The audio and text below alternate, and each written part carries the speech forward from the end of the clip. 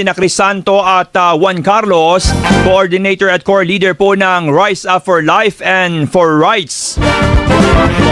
Minsan medyo doon ka rin ikangay kakabahan kung ganyan ang development lalong tumatagal or lalong tatagal. Bagamat syempre may timeline naman na sinusunod ng ICC kung papaanong uusad ang kaso. The reality is matagal ho talaga yan, ay baka meron hong magpapatagal at magpapadelay pa ng proseso. Ay, hindi malabo na nang mangyari kung syempre may mga kanya-kanyang motibo tsaka interes ng mga yun. Hindi ba, Secretary? Energy. Wala, Lunes pa lang, ubos na energy. Kuryente, 2 araw nang may brown out. Ba't nga ba? Oo nga. Out yung storya ko. Ba't napakarami nga ng brownout ngayon dahil sa manipis ng supply ng kuryente? Wala niya natin pinag-uusapan yun, in-out ng patrol eh. Out! Eh, ikaw ba naman na makipagbarilan sa isang institusyon ng gobyerno, talagang out yung storya mo. Araw, yun, naka-2 araw ng red alert. Ganun ba? Ngayon pag-uusapan natin yan, wag lang magkabarilan. Ayan. Teka, babay na ho muna ha dahil 6:01 na ha. Wala na, sabi ni Bea. Nasadya ko talaga, baka nakikinig yung taga-TV. Hindi naman narinig eh. Lapit natin yung mic. Anong nangyari? Out daw, out! Out! Babay na ho muna muli. Maraming salamat sa inyong pagsama sa amin sa nakalipas na 1 oras at 1 minutong balitaan at kwentuhan. And again, congratulations sa mga nakakompleto na isang buong linggong pagkain ng walang late, walang absent. Hey! Happy weekend! Happy weekend! Sahodin! Sweldo nga, sweldo. Pero mag-recharge kayo ngayon ha. Baka may mangyari ulit sa mga susunod na araw or susunod na linggo, lalo't sa Monday. Magkukonvene ng Senado bilang impeachment court. Madali para impeachment. Sabi, may bulong-bulungan doon ng may kuna naman sa Senado sa leadership ng Senado. Tracy ka eh. Para mo siya, para maagaw mo, kailangan 13. So may babaliktad din naman. Sino? Ay, tingnan natin. Ginawang hobby paglilipatan. Babay na. So, ito na. Ako po si Johnson Manabat. Ako po si Christian Yasores. Susunod ng Gising Pilipinas with Alvin El Chico. Bye! Happy weekend! See you on Monday! Ingat po, ingat. Good Bye-bye. night!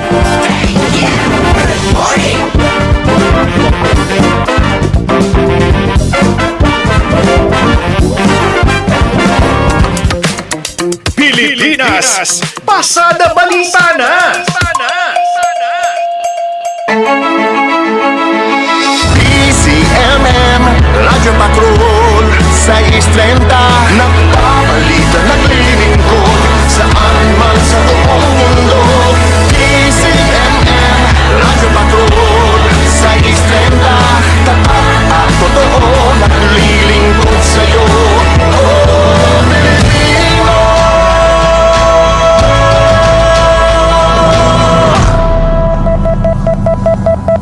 Wakey, wakey! It's a weekend! Friday na! 6:03 in the morning! Gising na! Bango na!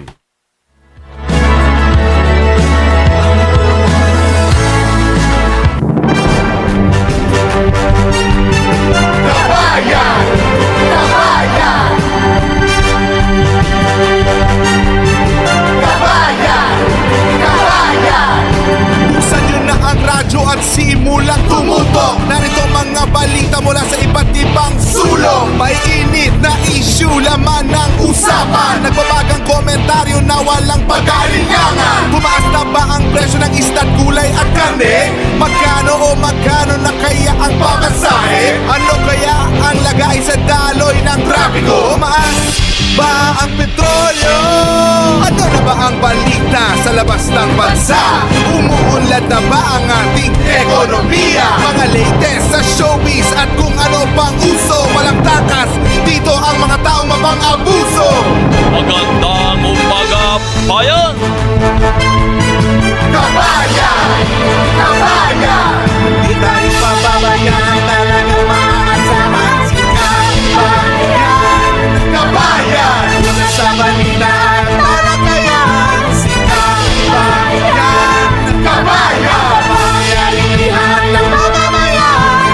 Kabayan! Kabayan! Sugang pang maglilingkod sa sambayanan, inaasahan at pinaniniwalaan. Nangungunang boses ng ating bayan.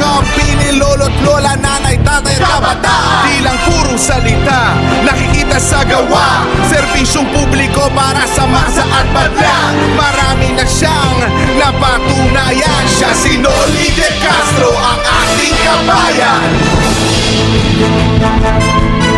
Kabayan! Kabayan! Di tayo pababayaan, talagang maaasahan si Kabayan! Kabayan! Una sa balita at talakayan, si Kabayan!